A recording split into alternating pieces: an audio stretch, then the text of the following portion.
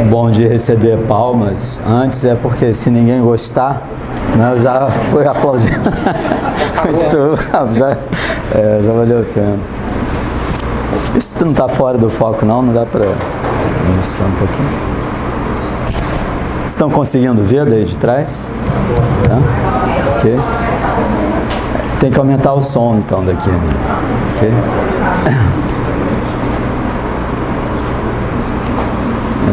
Sei. Oi? Oi, alô? Melhorou? Estão ouvindo aí de trás? Mais ou menos lá atrás.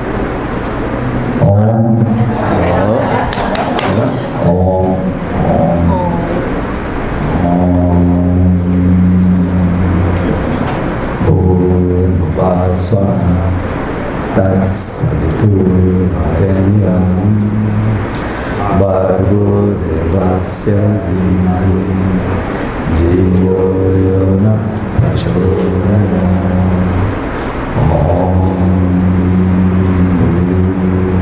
Bhurva Swaha Tatsaviturvarenyam Bargo devasya dhimai Jiyo yona prachodaya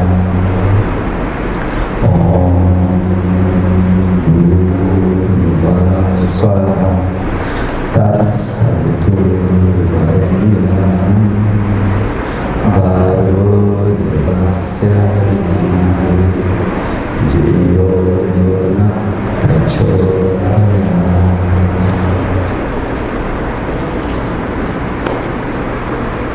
Quem conhece o Gayatri? Só tem yogis aqui.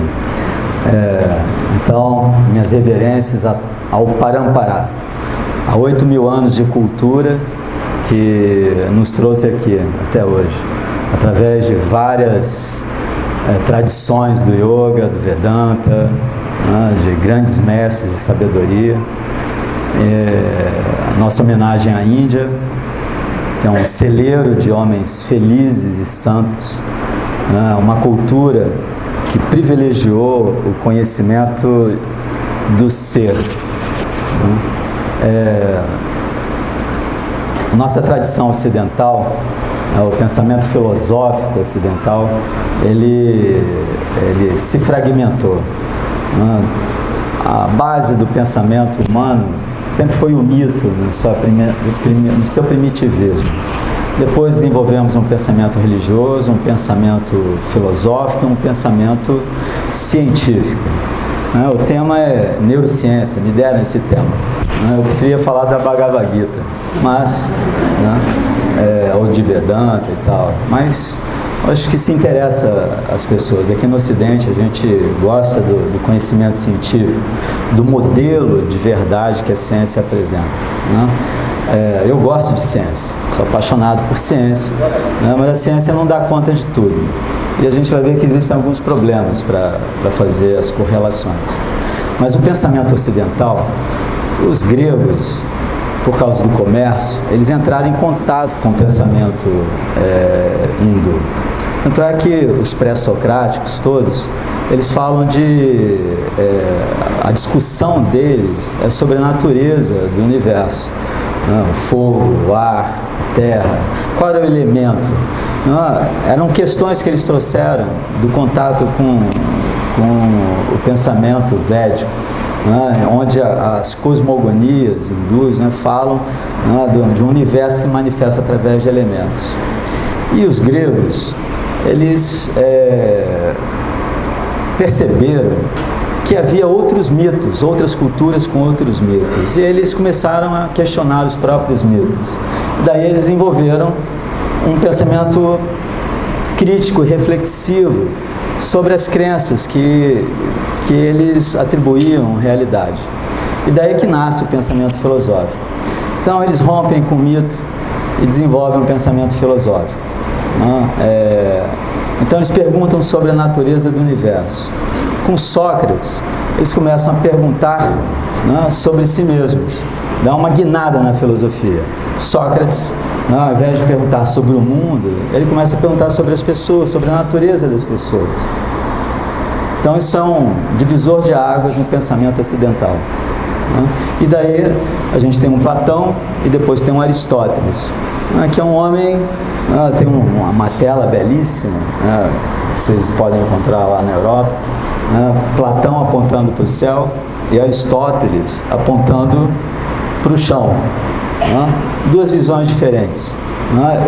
A filosofia natural, evoluindo, dará curso ao que nós chamamos de pensamento científico, que nos traz aqui para pensar as realidades do ser. É interessante esse reencontro. Na Índia, isso não aconteceu.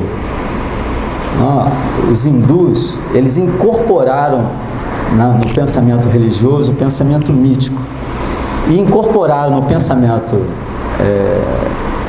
filosófico o pensamento mítico-religioso. E obviamente que esse pensamento evoluiu para um pensamento científico. No Ocidente, por causa da fragmentação, a ciência investigou o pensamento científico. A gente vê isso claramente em Descartes, a res extensa, a res cogitans, uma dualidade, uma diferença entre um pensamento, entre um mundo material e um mundo mental e espiritual. Então, a ciência vai dar conta daquilo que é extensível, daquilo que é mensurável, daí o eixo cartesiano, a matematização do mundo, onde você cria modelos matemáticos sobre as coisas, e as questões da mente, que fica para a metafísica, fica para a teologia, fica para outras questões. E o Ocidente caminha dessa maneira.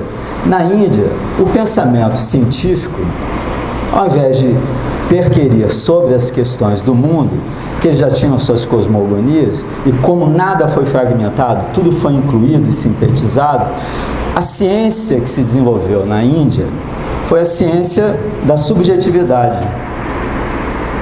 Enquanto nós focamos a nossa atenção no mundo, colocamos a nossa atenção, e meditação tem tudo a ver com o quê? Com o aspecto psíquico da atenção, que nos leva ao aprendizado, de todas as coisas. Os hindus focaram a atenção na interioridade. Então, eles se tornaram introspectivos, examinaram a mente, examinaram o sujeito, examinaram o ser. Hoje a ciência, através da física quântica, a mecânica quântica, o modelo do mundo material, o modelo padrão, a matéria em verdade está desaparecendo, se desmaterializando. É difícil você hoje falar com físicos que são cultos, que o mundo que emerge da mecânica quântica e das equações nos remetem ao sujeito, à consciência. Não existe mais a objetividade forte do determinismo cartesiano, da dualidade cartesiana, do positivismo do século XIX.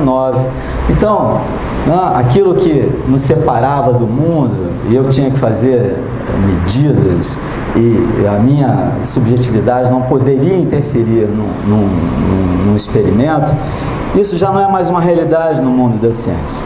Porque eu sou feito da física, eu sou feito da natureza. Então, a minha subjetividade, a escolha que eu faço no experimento já determina uma alteração na própria realidade. Ou seja, sujeito e objeto não estão mais tão separados assim para a mentalidade ocidental. Ou seja, está havendo uma reaproximação. Vocês estão entendendo? Isso tudo vai falar de neurociência, porque a coisa é complexa. A coisa não é tão simples assim. Eu tentei melhorar um pouquinho, mas que nem todo mundo tem uma mente preparada ou conhecimentos para a gente abordar algumas questões típicas da neurociência, que são questões recentes. Na neurociência, o yoga, ele tem 8.000 anos. A neurociência tem porcaria de algumas décadas. Se você forçar a barra, pensar em Descartes como um sujeito que estudou o reflexo e tal, porque ele era médico também, você vai ver que, vamos começar lá com Descartes, no século XVI, ou seja, de qualquer forma é muito pouco tempo para muita investigação a respeito do ser, da subjetividade, da mente, que os hindus têm. Eles dão, olé, é 7-1, entendeu? Tranquilamente, em todas as psicologias do Ocidente, certo? Quando a gente começou a pensar com um grande psicólogo americano a respeito da psicologia e da mentalidade humana, os hindus já sabiam tudo. A verdade, quando eu fui fazer minha residência em psiquiatria, eu não me interessei muito pelas psicologias do Ocidente naquela época, né? Obviamente que a gente amadurece, eu preciso conhecer e tal, a gente estuda. Mas eu já tinha as psicologias do yoga e do Vedanta, né? Do budismo, que são perfeitas, profundas, né? Que vão muito além daquilo que as psicologias do Ocidente normalmente tratam e lidam.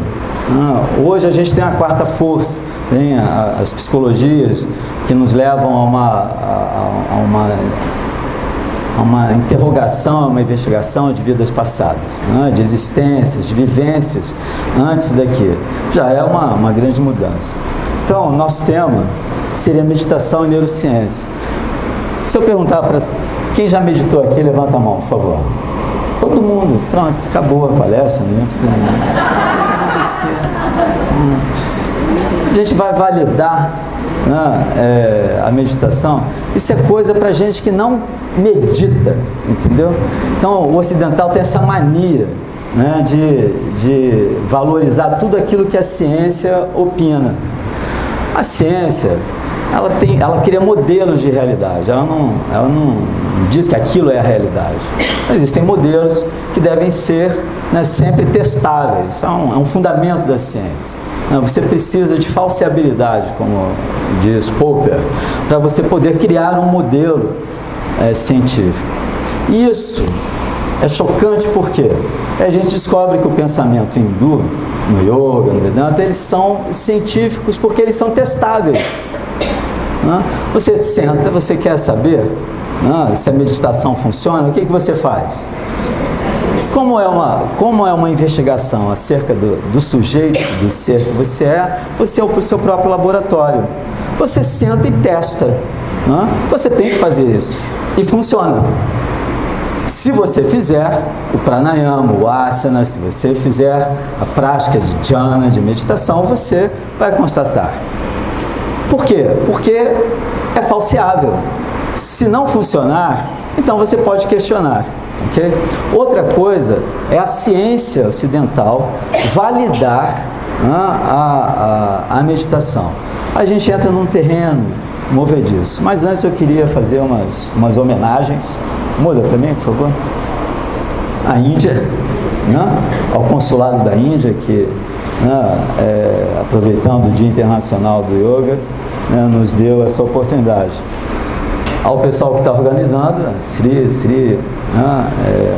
Hash Yoga, acho que todos vocês conhecem, né? Não é o seu guru? Guru Deva Muda, uma pessoa muito querida para mim, professor Hermógenes.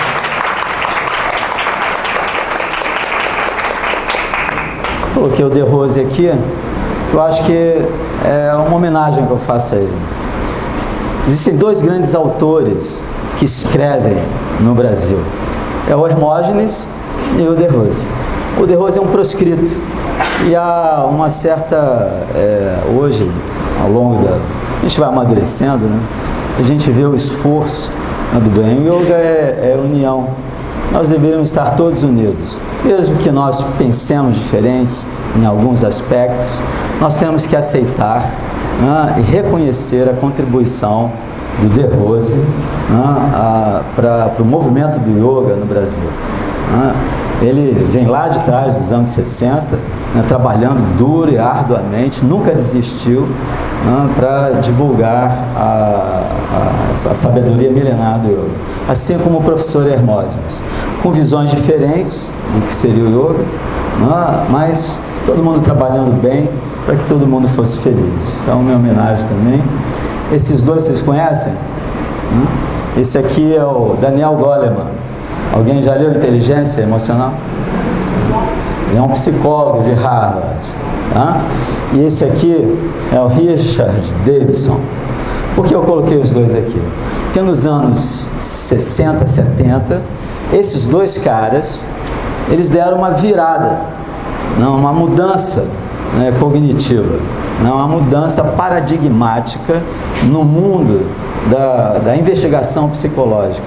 Enquanto todo mundo nas universidades estava estudando doença, sofrimento, esses dois começaram a estudar felicidade, bem-estar, alegria, e eles se interessaram pelas coisas transcendentais. Obviamente que eles também foram o quê? Proscritos, foi muito difícil para eles. Eles tinham muitas intuições, especulações e muito poucos dados para poder afirmar cientificamente algumas realidades que eles já detectavam. O que eles fizeram? Eles fizeram o que nós fazemos, eles foram lá, sentaram e meditaram. E constataram em si mesmos que aquilo era possível, aquilo era uma realidade. Ok? Então, o Goleman acabou se dedicando ao jornalismo, a escrever para jornais e artigos, para leigos, e o Richard é um grande pesquisador. Tá? São homens fantásticos, produziram muito e vêm produzindo através dos anos. Se existem pessoas ligadas à neurociência, da meditação, são esses caras que vocês precisam conhecer, tá bom? Richard Davidson e Daniel Goleman. O Daniel Goleman, ele ganhou uma bolsa de mestrado e ele foi para a Índia com o dinheirinho da bolsa dele. E ele produziu um livro chamado Mente Meditativa, tá? Que depois se transformou na inteligência emocional. Tá? Ele abre para o mundo leigo, porque o interesse dele sempre foi meditação. Inteligência Emocional, na verdade, é um livro desdobrado das experiências em relação à meditação que ele fazia, no laboratório dele e tal. Então são muito amigos os dois. Muda para mim. Isso aqui, já ouviram falar desse sujeito? Esse aqui é o Francisco Varela. Ele é um biólogo chileno que foi diretor do Instituto Pasteur, um dos maiores biólogos do século XX. E ele era muito amigo dos outros dois e investigava também a natureza do ser, e ele praticava meditação também, Varela. Quando um sistema vivo está em sofrimento, por causa da sua saúde, por causa da sua doença, o remédio é encontrado por se conectar consigo mesmo. Tá? Ou seja, você veja, é um biólogo já remetendo o indivíduo a si mesmo. Muda para mim. Então, minha homenagem a eles. Esse aqui, vocês sabem quem é? Esse é o Mathieu Ricard, que era um cientista também, um homem que investigava, era biólogo, trabalhava com biologia molecular, e ele abandonou tudo e se tornou um monge e se tornou também um indivíduo que foi pesquisado. Ele foi o primeiro indivíduo que se permitiu, porque quando o Goleman e o Richard, Rich, como eles falam intimamente, iam à Índia, os yogis já eles não queriam, eles não estavam nem aí para os modelos de ciência, eles eram felizes.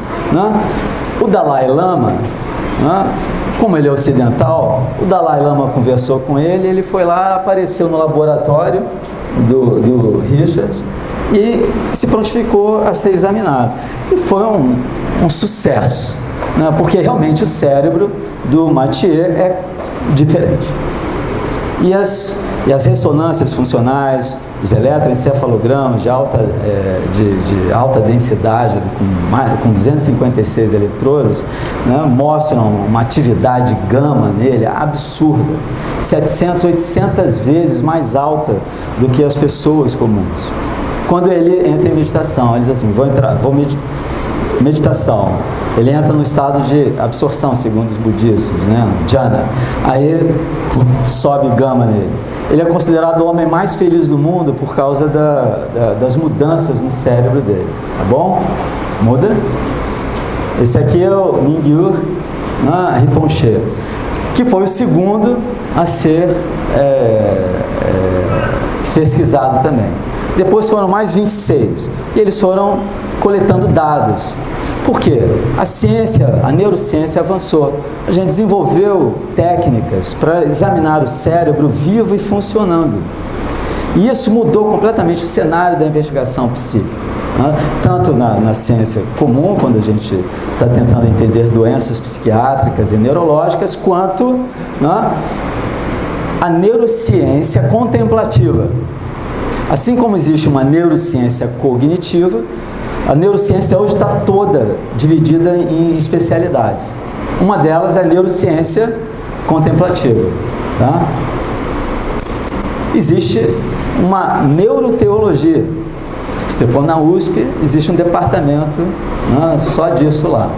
Então, o mundo científico está cada vez mais observando essas questões do espírito. Muda para mim. Esse aqui é o Jon Kabat-Zinn. Tá?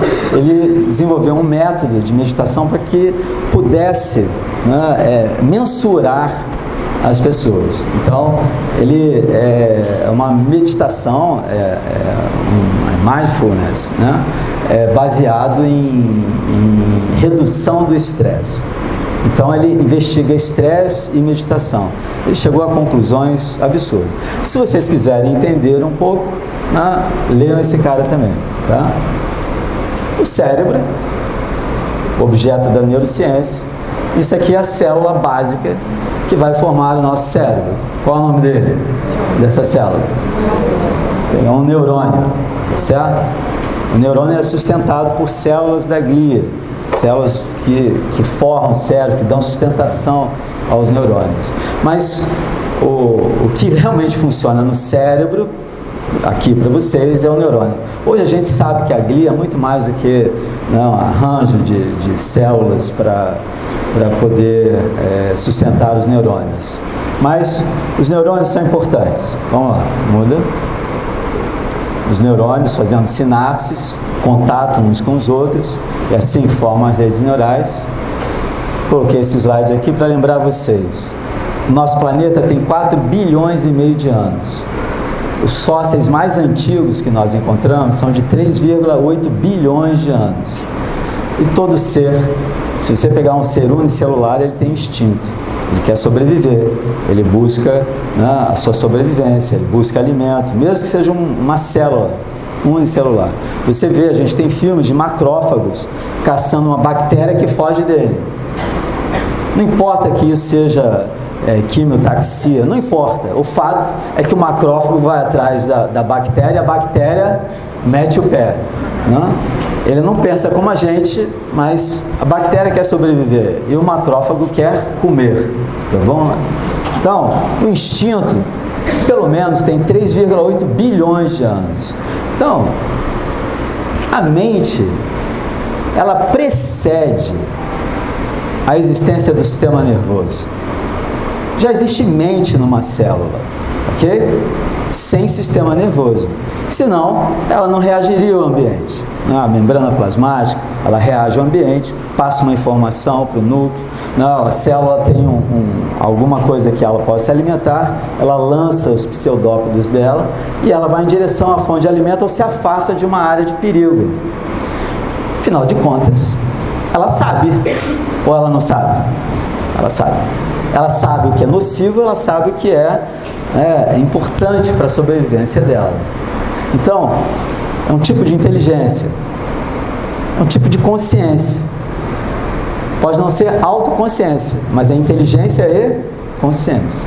A emoção existe pelo menos há 600 milhões de anos. Isso é fato. Com a explosão, né, da vida no planeta, na explosão pré-cambriana. São uma miríade de formas explodiu no planeta. Então a gente já vê as emoções primárias surgindo aqui, medo, raiva e tal. Então, o sistema nervoso já mais organizado, né, começa a expressar emoções. Então, o instinto é mais antigo do que emoção. E a razão? Tem quantos anos? Os sapiens estão aqui há 300 mil anos. 300 mil anos. Se você pegar toda a história do nosso planeta, de 4 bilhões e meio de anos, nós estamos aqui há 1 segundo, se fosse um dia. Se 4 bilhões e meio de anos fossem reduzidos a um dia, nós estaríamos aqui há quanto tempo? 1 segundo e pouquinho, tá? É muito pouco tempo. Olha o que a gente já fez. Graças a quê? A razão. Há 70 mil anos atrás houve uma revolução cognitiva, o nosso cérebro mudou. A gente foi batido pelos neandertais quando tentamos entrar na Europa, uns 100 mil anos atrás. Depois voltamos lá já com a mente mudada. A linguagem se desenvolveu. Nós fizemos cultura que os neandertais não conseguiam fazer como nós. Aí acabou o neandertal. Qual a única espécie humana hoje viva? Sabe? A gente extinguiu todos os outros homo e muitas outras espécies. Nós somos terríveis. Somos terríveis. Tá? Por isso que a gente deve fazer yoga. Porque yoga não é. Né? Então, quantos neurônios a gente tem no cérebro? Cerca de 100 bilhões de neurônios. Vocês acham isso muito? Alguém tem ideia do que é isso? 100 bilhões? 6 bilhões. 86 bilhões, 100 bilhões, vamos arredondar o número? 100 bilhões. Aí a pessoa conta e tal, vai ficar um brasileiro, uma brasileira que fez isso e tal. Mas olha só, 86 para 100 bilhões, né? O homem tem mais neurônio do que a mulher. Para quê? É para fazer a mesma coisa ou pior? Você vê que não funciona, né?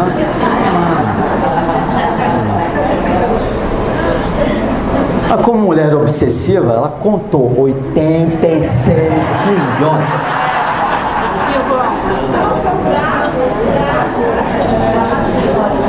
Faz diferença para você 86 bilhões ou 100 bilhões? É a mesma coisa. Você olha para a galáxia, nossa galáxia tem quantas estrelas? A Via Láctea tem 100 bilhões de estrelas. Nós temos a quantidade de neurônios, então tira a glia, as células da glia, tá certo? São quase 8, 9 células da glia para um neurônio. Se você tirar todas as células da glia e ficar só com os neurônios, você tem a quantidade de células neuronais, né, iguais à quantidade de estrelas que tem na Via Láctea. É muita coisa? É muita coisa. Para você ter uma ideia, você quer ter uma ideia do que é isso? Pega uma caixa de sapato, vai ali na praia, né, enche a caixa de sapato de areia e você vai ter mais ou menos 100 bilhões de grãos. Entendeu? É a quantidade de estrelas. Aí você vê como esse número é grande. Só que um neurônio, ele faz em média 10 mil conexões. Que você eleva isso, então, você tem 1 quatrilhão de possibilidades, né, de contato entre um neurônio e outro. É muita coisa? Muda para mim. Aí não dá para ver. Sabe o que é isso aqui? É a floresta amazônica.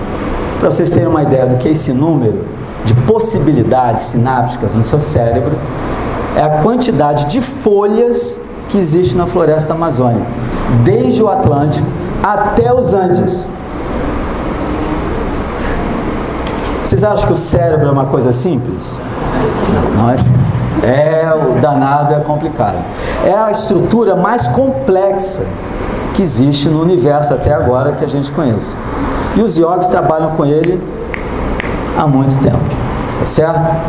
Então, veja só, se o cérebro não fosse tão complexo quanto ele é, você seria simples demais para entender a complexidade dele. Tudo bem? Muda aí, né? Uma coisa emerge. O cérebro, nós temos 1 ou 2 cérebros? 2. Nós temos um cérebro esquerdo e um direito, são hemisférios. Esse aqui é lógico, relacionado à linguagem, sequência temporal, pensamento analítico. Esse aqui é todo maravilhoso. Um autista, ele praticamente não tem esse lado aqui. Ele é completamente...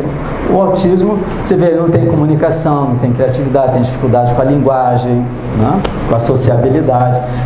Coisas típicas do hemisfério direito. Ok? Então, olha só, a gente tem que equilibrar as duas coisas. Tem gente que tem dominância esquerda, tem gente que tem dominância direita. Não vou me deter muito nisso. Vamos avançar. São cérebros diferentes. Tá? Uma pessoa, a gente fala com o hemisfério esquerdo, mas canta com o hemisfério direito. Eu falo com o esquerdo, canto com o direito. A prosódia, que é o ritmo, a entonação é do hemisfério direito. Então você pega um gago para cantar, ele canta. Ele não fala. A tartamudez dele impede, porque ele está falando um pensamento lógico. Mas quando ele vai cantar, ele usa o hemisfério direito. Ele vai declamar uma poesia que precisa de prosódia, ele consegue. Ok? Então, muda.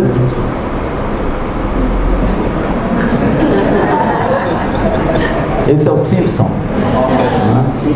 Quando o Simpson praticar meditação e yoga, o cérebro dele vai crescer. Porque hoje a gente tem evidências de que quando você medita, determinadas áreas do seu cérebro se tornam maiores. Porque existe uma coisa chamada neuroplasticidade. Se você aprender um instrumento, a área motora e sensorial relacionada à prática daquele instrumento vai aumentar no seu cérebro. Quando a gente medita, pratica yoga, a gente muda o cérebro. Isso que o Goleman e o Richard queriam provar e acabaram provando. Tá? Eles mostraram isso. Então, se você pegar o mito do yoga, você vai ver que Shiva vem a esse planeta com Parvati, a sua esposa, e ensina yoga para ela nas praias, numa praia. Aí um peixe, isso é um mito do yoga, de 6.000 anos.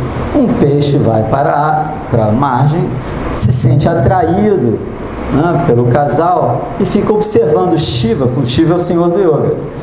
Shiva ensinando a Parvati yoga, os asanas, pranayamas, a meditação, e ele fica lá vendo. Um dia, Shiva ensinou tudo para Parvati, não aparece mais, e o peixe vai todo dia lá com saudade deles, e eles não aparecem mais. O que o peixe faz? Eu vou procurar esses dois. Ele saiu da água. É o mito do yoga.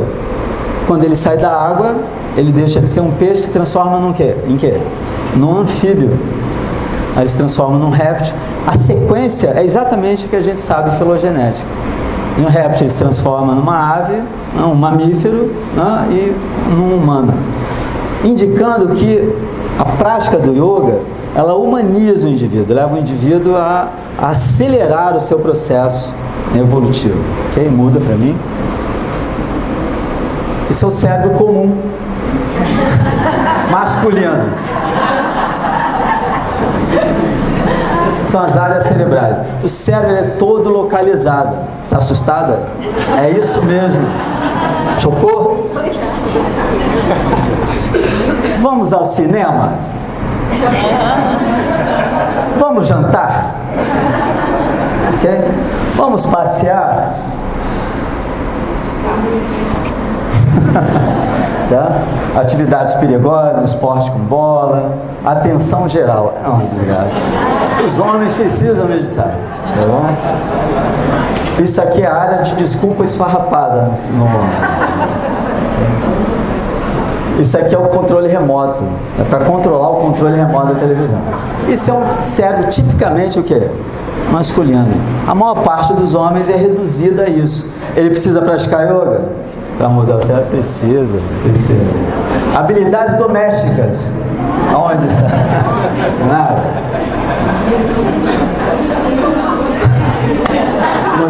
Não quero.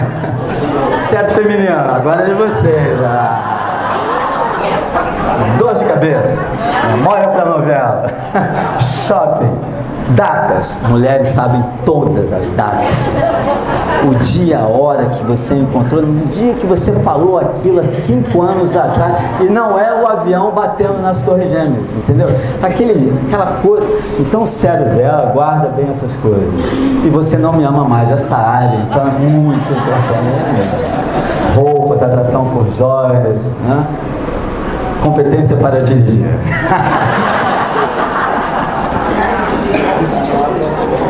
Isso é seleção natural. Os homens caçavam e iam em busca de alimento. Eles se afastavam das cavernas, ok? Então eles precisavam correr, atirar uma flecha, uma lança. Imagina você numa caçada tagarelando. Fulano, eu tenho uma tocundura aqui e tal. Não funciona. Por isso que o homem não discute relação. Eu vou caçar com você, eu vou dizer assim, cara, eu tô com uma dor, né? Não dá. Você vai confiar em mim?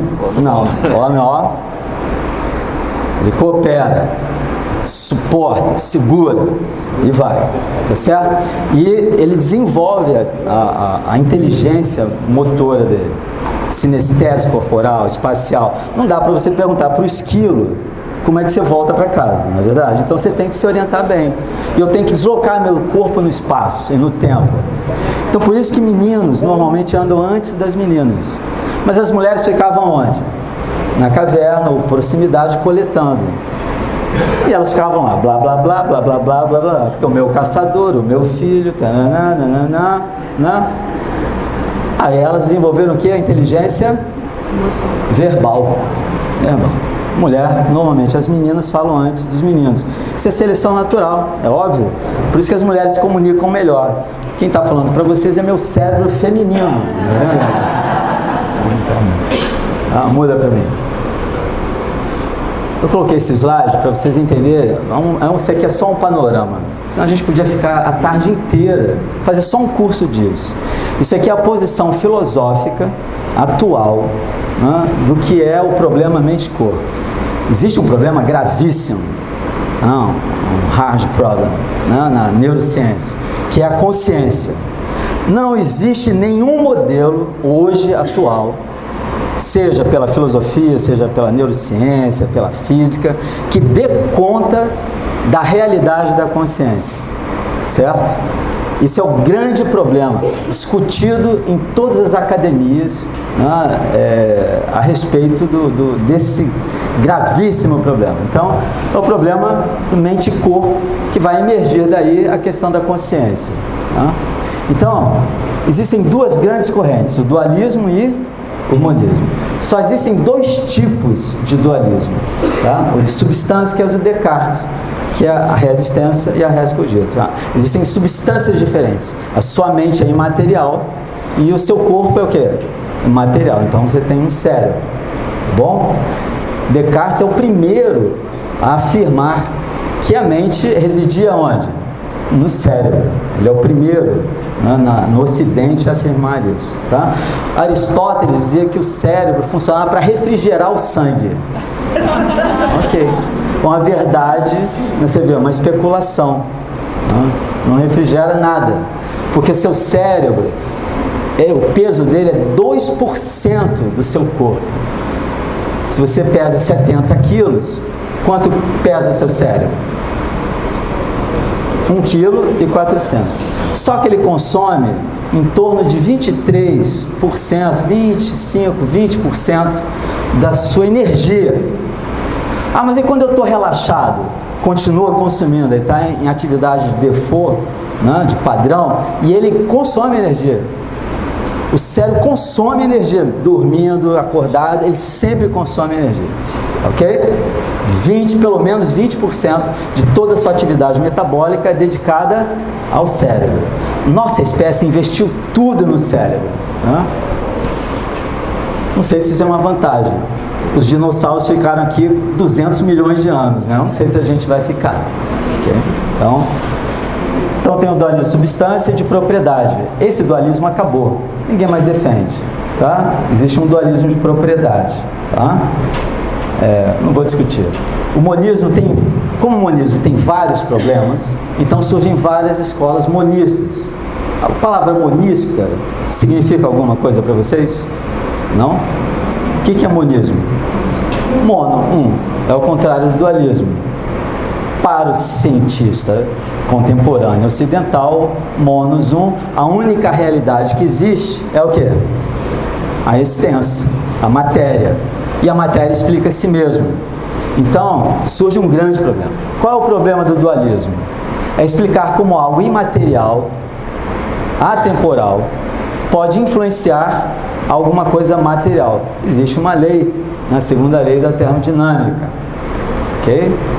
É um problema, é insuperável isso, é muito difícil você explicar como um espírito pode, que não é material, pode influenciar, ou uma mente pode influenciar o seu corpo. Mas se você sentir medo, seu coração acelera? Por quê? Como é que isso é possível? Influencia. A questão é como isso se dá. Tá? Então, a posição monista diz que só existe matéria, então ele tem que explicar isso. Qual o problema que vai surgir aqui? Então a gente tem o monismo de identidade, ou seja, que a mente e o cérebro são o quê? A mesma coisa, são iguais. Você tem o reducionismo, ou seja, que a mente é redutível ao cérebro. Isso aqui é o que a neurociência defende, ok? Todo mundo materialista, a maior parte dos neurocientistas, não o Goleman, não o Richard, né? Mas os caras materialistas acham que tudo é redutível o quê? A suas sinapses, a aspectos físicos. Isso dá problema? Em qualquer posição vai dar problema.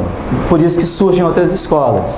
Eu tenho que reduzir minha atividade psíquica, psicológica, a quê? Eu tenho que fazer uma transição, né, do psicológico, né, da minha subjetividade a uma realidade física. Então, eu tenho que passar de uma atividade psíquica para uma atividade bioquímica, química e física. O problema do monismo é que tudo tem que ser explicado por uma correlação física no seu cérebro. Vocês acham que isso é simples? Como você explica para uma pessoa que nunca viu vermelho, que só vê preto e branco, o que é a cor vermelha? O que é o sabor salgado para alguém que nunca experimentou? Explica. Explica para um cego o que é uma cor. Essas experiências chamam-se qualia, tá? E elas acontecem também com um outro problema que é a consciência. Então eles não explicam a consciência. Então eles vão falar, né, de funções emergentes, que também não vai dar conta, vai cair no mesmo problema. Ou eliminativo, é uma outra posição, você vai eliminando tudo será reduzido. Isso aqui é um reducionismo forte, ou seja, a mente não existe. Daqui a alguns anos, né, décadas, todas as psicologias desaparecerão, porque tudo será explicado por uma redução aos seus estados físicos no cérebro. Aí os japoneses fizeram uma coisa. Eles pegaram um gato, estudaram o gato durante 1 ano. Todas as atividades, todos aqueles supercomputadores, o gato com eletrodos lá implantados no cérebro dele, e eles foram vendo todos os padrões cerebrais do gato. O gato é muito sofisticado. Por mais sofisticado que ele seja, o que um gato faz na vida? Ele se lambe, ele come, ele dorme, ele caça. E eles foram reproduzindo, fazendo um banco de dados absurdo durante 1 ano. Aí eles foram examinar o que um gato sonha. Aí eles pegaram o gato, claro, porque ele não está com atenção no ambiente, ele está dormindo. Então ele produziu, a gente vê o sono REM nos animais, não é isso? Ele começou a sonhar e emergiram padrões cerebrais. Aí eles correlacionaram com tudo que o gato experimentava em vigília. O que eles descobriram? Que o gato estava sonhando com uma caçada. Era o padrão do gato. Ou seja, aí publicaram o artigo e todo mundo já estava achando que isso aqui é o quê? Era a grande vitória, né, do fisicalismo, do materialismo monista. Para esses caras só existe matéria. Para nós yogis, em verdade, nós somos monistas. Só existe o quê? Consciência. Ok? Aí vocês vão ver como isso se reverte completamente. Aí eles publicaram, foi um sucesso, todo mundo celebrando, vencemos, né? Aí surgiram os chatos dos filósofos e perguntaram assim: ok, a gente aceita a redução, né, fisicalista de vocês. Vocês estão dizendo que o padrão que emergiu é de uma caça, né? O que o gado está caçando? Aí os caras dizem: é um rato? Se é um rato, o rato é preto ou é branco ou marrom? Ele pegou o rato ou não pegou o rato? Qual foi a sensação dele quando o rato fugiu das suas garras? Ou qual foi a sensação que ele teve quando ele conseguiu pegar o rato? Né? Qual foi a emoção que ele teve? Cara, porque, vocês entendem? Para você validar isso, você tem que reduzir todas essas experiências psíquicas a um padrão físico, cerebral. Aí os caras: eu quero, tenho 5 minutos? Você está brincando? Então passa aqui, pelo amor de Deus. Então surgiu agora a questão da mente. Isso aqui são as inteligências. Esquece as inteligências, tá? Isso aqui são todas as inteligências que nós temos, certo? Muda. O que a gente está desenvolvendo quando senta para fazer yoga e meditação? A gente está desenvolvendo o quê? Inteligência espiritual, que é essa. Muda. Os senhores são professores de yoga e vocês estão praticando yoga, peguem, tá? Esses critérios aqui, vocês vão saber se vocês são pessoas inteligentes espiritualmente ou não. Todo mundo que é inteligente espiritualmente tem pelo menos 6 desses 10 critérios. Se você tiver 6 dos 10, você pode dizer que você é inteligente espiritualmente. Se você tiver os 10, eu vou dizer assim: cara, tu é um gênio. Não é um gênio. Porque assim como existe genialidade no esporte, na matemática, existe genialidade na inteligência espiritual. Então leio uma pessoa que é especializada nisso, chama-se Dana Zohar, tá? Anotem e procurem, tá? Dana Zohar. Todas as pessoas inteligentes têm questões dessa natureza. Muda para mim? Isso não dá para ler. Elas praticam e estimulam o autoconhecimento profundo. Praticam e estimulam nos outros. Tá? Conheceu um rapaz? Se ele conversar com você te estimulando o autoconhecimento, casa. Entendeu? Bom partido. Bom partido do yogi. São conduzidas por valores humanos. Essas pessoas se conduzem por valores humanos, não por valores materiais. Tá? São idealistas e creem na vida. Eles apostam na vida. Eles são movidos por Eros e não por Thanatos. Okay? Tem capacidade de encarar desafios e utilizar a adversidade sempre a seu favor. São holísticos, têm uma visão global. Tem a visão do todo integrado e a percepção da unidade na diversidade. Isso é apanágio, é clássico em pessoas inteligentes espiritualmente. Se você começou, se você era aquele cérebro lá atrás, sexo, sexo, sexo, ou então shopping, shopping, shopping, meninos e meninas, e você começou a se interessar por isso e a pensar dessa maneira, você está mudando o seu traço. O que o Goleman e o Richard descobriram? Que quando você medita, você não muda enquanto você está meditando. Aquele efeito perdura. E quanto mais tempo você medita, aquilo vai se transformando num traço na sua vida. Você muda, você pode parar de meditar que você mudou. Ok? Então é possível, né, a aplicabilidade disso em várias doenças, em vários tratamentos e tal. Então, celebram a multiplicidade, a diversidade, como fonte de beleza e aprendizado. Então, não são pessoas sectaristas, né, no seu clubinho fechado, são pessoas que abrem a mente para todas as coisas, para as diferenças entre os seres e as coisas. Muda. Isso é importante, então, por isso que eu estou olhando. Tem independência de pensamento e comportamento, são autônomas. Perguntam sempre o quê?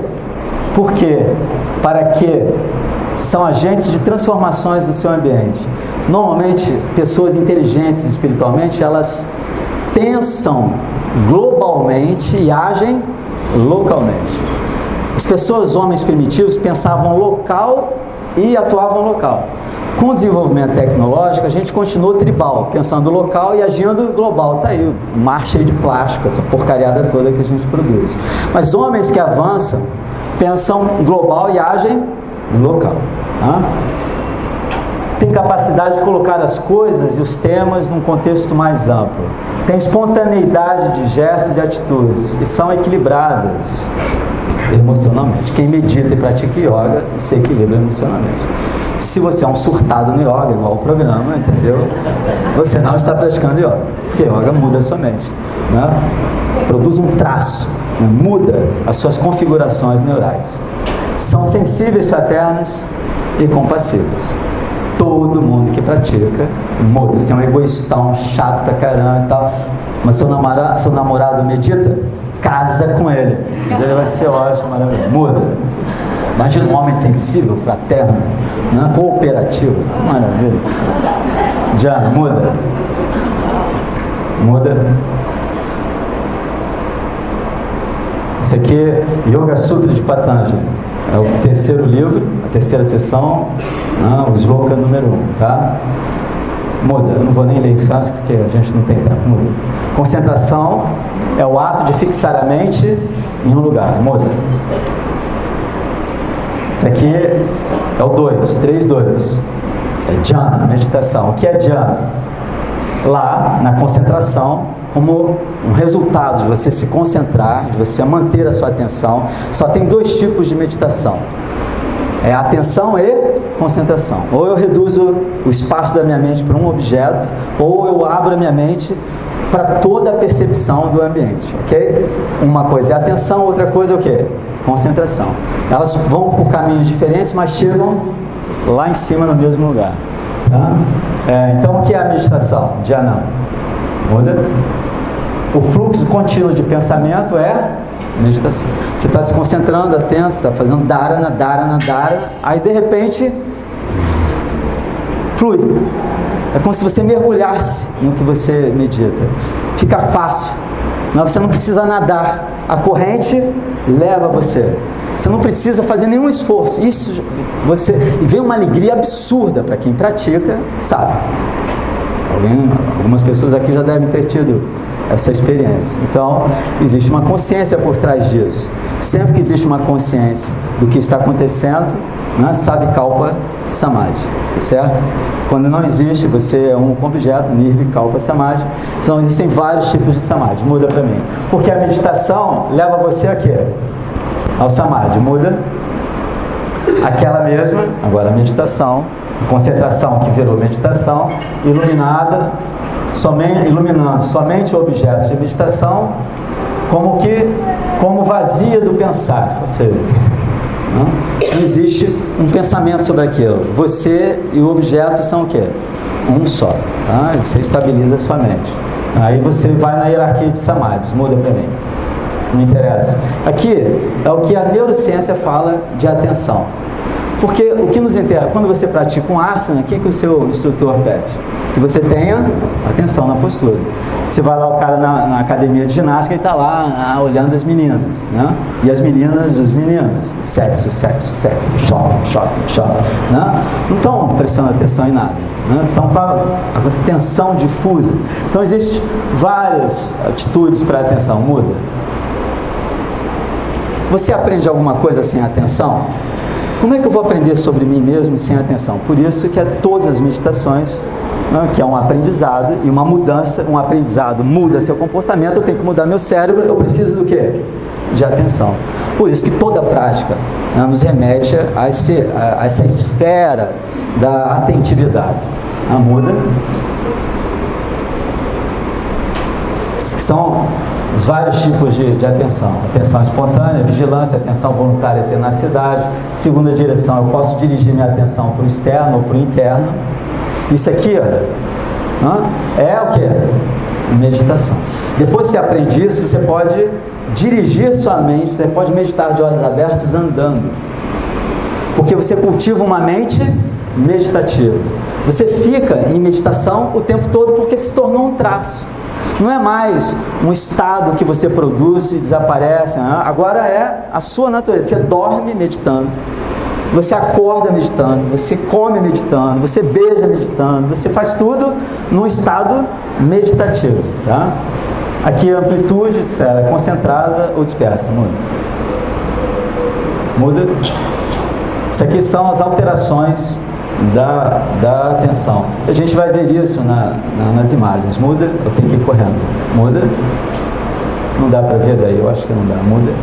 Isso aqui é uma tratografia, onde a gente vê os tratos, as avenidas que tem dentro do cérebro. Isso aqui são neurônios se comunicando uns com os outros. E se eu tiver um tumor, eu precisar fazer uma neurocirurgia, eu quero preservar algum trato, eu sei onde está o tumor, eu sei por onde ir, tirar o que eu preciso tirar sem lesionar os tratos, porque às vezes eu preservo os neurônios, mas se eu destruir os tratos, os contatos entre os neurônios, eu tenho um problema sério. Então são cores diferentes, eu acho que não dá para representar, eu não estou muito perto, mas as fibras atravessam de um lado para o outro, da frente para trás e de cima para baixo, de baixo para cima, o computador colore de uma maneira diferente. Muda. São as áreas afetadas pela meditação. Bom, muda. Isso tudo está mapeado. Áreas afetadas pela meditação. Tudo mapeado. Muda. A gente não tem tempo. Mas isso aqui, são dois tipos de meditação que eles usam para fazer as testagens neurocientíficas. Porque eles padronizam isso. Não importa se é japonês, inglês, brasileiro, francês. A técnica é a mesma, então eu posso comparar estudos, fazer meta-análises e comparar papers e pesquisas. Okay? Então, são dois tipos de meditação. Bom, eles usam muito essa, e essa aqui é daquele John Katz. Foi ele que inventou. Isso aqui é a mindfulness. Isso aqui é baseada na meditação Vipassana. Ok? Alguém já fez Vipassana, naqueles retiros de dias e dias? Muda. Bem-estar, produtividade, automonitoramento, autocontrole, relacionamentos interpessoais, liderança, estratégia. Meditação muda, reconfigura teu cérebro para tudo isso. Muda. Isso está provado também. Não dá, muda, esquece. Ela atua em todas essas áreas. E isso dá aquele bem-estar. Todas as pessoas que meditam são pessoas que vivem em bem-estar. Ok? Muda. São pessoas de bem com a vida. Isso aqui, olha só. Não dá para ler nada aqui. Mas altera a frequência cardíaca, você elimina remédios, você cria equilíbrio no seu cérebro. A meditação muda, reconfigura suas funções fisiológicas também, que hoje a gente mede isso. Muda. Isso aqui é um eletroencefalograma de alta densidade. Muda. Olha quantos eletrodos. Muda. Estudando o sujeito. Pode mudar para mim, por favor. Só para vocês terem uma noção de o que é a neurociência, o que é a pesquisa disso. Muda? Pode ser? São as ondas cerebrais, então isso que é o EEG capta. Os meditadores têm muita onda, o quê? Gama. E muita onda, teta. Eles ficam relaxados, tranquilos, e ao mesmo tempo sentem um amor absurdo em determinadas áreas cerebrais. Um nível de atenção, de percepção do ambiente alterado. É acima de beta, que é o seu estado de vigília normal. Ou seja, seu cérebro ele está muito ativo na meditação. Por isso que você não pode dormir meditando. Se você dormir, dormiu, acabou. Ok? Meditação é um estado, inicialmente um estado de vigília que você aumenta algumas áreas no cérebro e diminui outras atividades. Muda. São as ondas, muda. Não dá tempo para nada. Esse aqui é um sujeito antes de fazer meditação, só essa área estava ativa nele. Ele meditou, produziu mais atividade cerebral. Muda. Muda. A ressonância funcional muda. Uma pessoa andando, uma pessoa vendo, uma pessoa ouvindo, uma pessoa pensando, lobo frontal. Uma pessoa lembrando. Muda.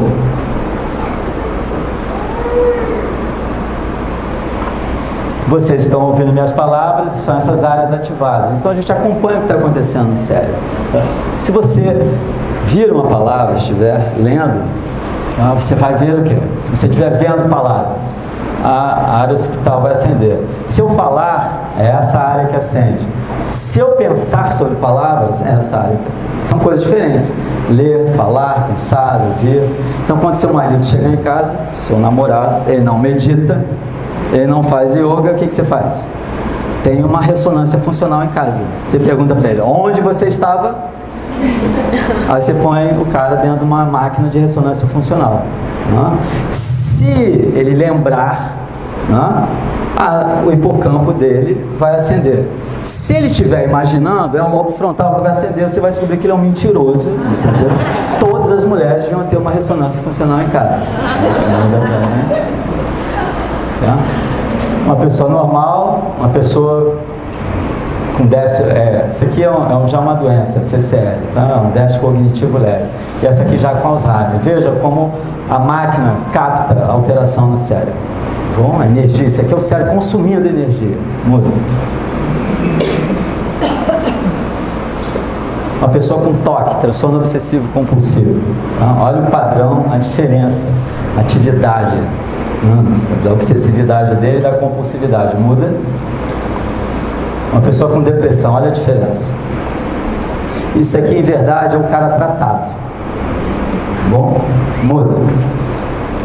Uma pessoa saudável, uma pessoa com depressão. Olha só, tudo apagado. É físico, muda. A meditação muda isso, faz isso daqui. Liga. Você viu aquela atividade cortical, frontal? Se você meditar e está com depressão, você joga fora o seu Prozac. Mas tem que meditar todo dia, 2 horas por dia. Quem vai fazer isso? É mais fácil tomar o antidepressivo, não é verdade? Porque o ocidental é preguiçoso. As pessoas me perguntam, Mário, eu posso parar de tomar remédio? Pode. Faça yoga, medite, vai lá no Arte de Viver. Mas você pratique, tem que praticar. Você tem que ter muitas horas de voo, ok? Com 2 anos, se você praticar uma mesma coisa 8 horas por dia, por 2 anos, você entra em estado de fluxo, de flow. Se você praticar a mesma coisa por 10 anos, 8 horas por dia, você entra em estado de expertise, tá? Você tem um domínio perfeito daquilo. A gente tem N. Então, é uma lei da neurociência. Por isso que os monges levam uma vantagem sobre a gente, porque eles sentam lá e meditam 8, 9, 10, 12, 16 horas por dia. Como o efeito acumulativo é duradouro, produz traço, produz. Mas quanto mais tempo você meditar, quanto mais você dedicar, mais rapidamente virão os efeitos. Yoga Sutra de Patanjali, Eric. Dependendo do meio que você aplicar, leve, mediano ou intenso, os resultados vêm mais demoradamente, mais rapidamente ou muito rapidamente. Yoga Sutra de Patanjali. Está lá. Os caras já sabiam neurociência. Sabiam neurociência. Muda. Botei isso aqui para você ver o que é neuroplasticidade. É uma pessoa cega lendo Braille. Braille é tato. Mas ele lê o Braille com a área tátil, que seria essa daqui? Não, ele lê com o quê? Com a área visual. Isso é neuroplasticidade. O cérebro se apropria das áreas visuais para ler a letra. É como se ele estivesse vendo mesmo. Tá? Outra coisa, mais ou menos como o Demolidor, né? Ele joga o som e faz uma imagem sonora que o cérebro dele representa visualmente. Pessoas surdas, elas aumentam o campo de visão delas. O cérebro se apropria das áreas temporais que são dedicadas à audição para aumentar a área da visão, que para um surdo é mais interessante que ele veja mais, não é isso? Então, não pegue um surdo por trás, ele vai te ver, ele vê muito mais claramente. Isso é neuroplasticidade. Então, se você meditar, seu cérebro muda, realmente vai mudar. Tá? Isso aqui é uma pessoa com dor. Uma pessoa meditando. Cadê a dor? Desapareceu, muda. Uma pessoa relaxada com dor. tô com dor, vou relaxar. Aí a gente mediu a área ativa dele, sentindo dor. Aí botou a mesma pessoa num treinamento para meditação. Cadê a dor? Ou seja, para quem tem dor crônica, fibromialgia, tem doenças reumáticas, né? É importante fazer um treinamento? É muito importante. Muda? Uma pessoa meditando, observa, funciona também. Medite bastante, sua enxaqueca vai desaparecer. E eu vou ficar pobre. Aqui tem o quê? O lobo parietal, que te dá, que constrói uma imagem do seu corpo no tempo e no espaço. Quando você medita, essa área tende a apagar. Ok? Aí você tem uma sensação de universalidade, que você saiu do seu corpo, que você está integrado na totalidade. Acabou. Muda para mim, então, só para terminar. Muda. Tá bom.